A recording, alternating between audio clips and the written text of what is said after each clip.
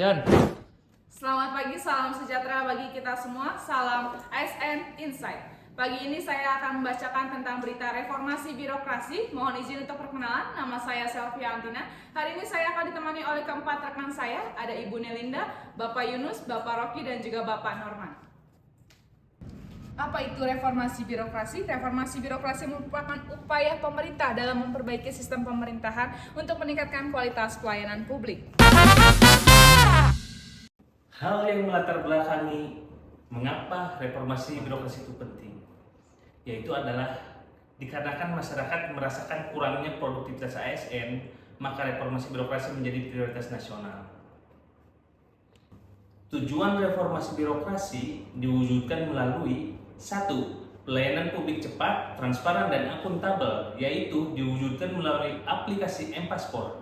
Yang kedua, mewujudkan pemerintahan yang bersih dari KKN, diwujudkan melalui zona integritas dan fakta integritas. Yang ketiga, mendukung pembangunan nasional dari berbagai aspek, baik itu aspek formil maupun aspek material. Yang keempat, mewujudkan sistem merit dalam manajemen ASN, di mana setiap orang yang memiliki kemampuan dapat mengisi pos-pos yang sesuai dengan kemampuan dan skill tersebut. Saya akan sebutkan beberapa dasar hukum tentang reformasi birokrasi. Yang pertama adalah Undang-Undang ASN Nomor 20 Tahun 2023 menekankan transformasi besar dalam pengelolaan ASN melalui digitalisasi birokrasi EGIL yang masuk di pasal 63. Di dalamnya membahas mendorong penerapan sistem pemerintahan berbasis digital agar pelayanan lebih cepat, efisien, dan adaptif. Yang kedua adalah penguatan sistem merit, ada di pasal 26 berisi pengelolaan ASN berbasis kompetensi, kinerja, dan manajemen talenta dengan pengawasan yang lebih kuat. Selanjutnya saya akan membahas isu terkini tentang reformasi birokrasi. Pertama, digitalisasi. Contohnya adalah digitalisasi pelayanan publik pemerintah digital atau e-government.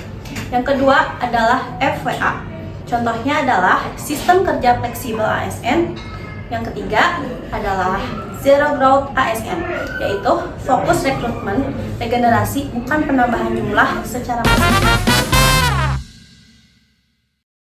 Ada beberapa tantangan dalam mewujudkan reformasi birokrasi, diantaranya kesenjangan literasi digital ASN yang masih belum memadai antara lintas generasi seperti Gen Z, Millennial, dan Baby Boomers. Dan juga ada kerentanan terhadap kebocoran data dan privasi, di mana penggunaan di online secara masif ini sangat rentan terhadap kebocoran data. Dan selanjutnya, pengawasan kinerja dan kedisiplinan dan akuntabilitas yang dipertanyakan karena WFA yang diterapkan di ASN. Dan yang ketiga, beban kerja meningkat dan ketimbangan distribusi SDM yang harus dihadapi oleh kebijakan saat ini.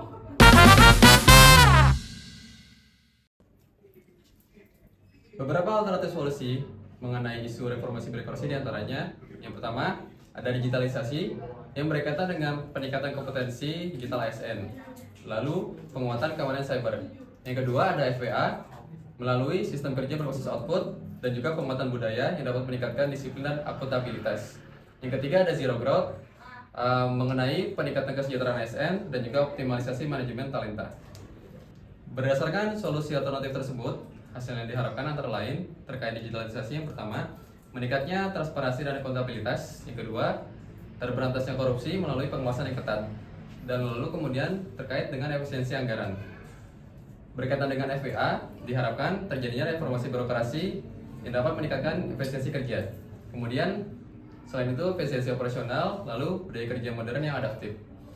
Terkait dengan Zero Growth, diharapkan SDM yang dapat teroptimalisasi. Lalu belanja pegawai yang lebih terkendali dan juga ASN yang lebih kompeten.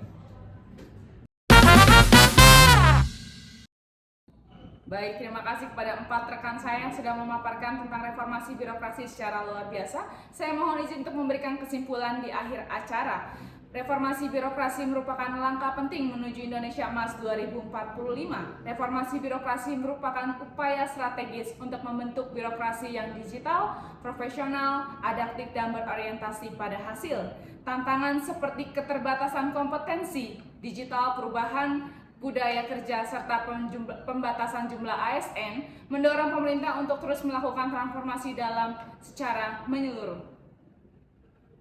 Demikian telah tiba kami di akhir acara. Mohon izin untuk undur diri. ASN Insight melayani setulus hati.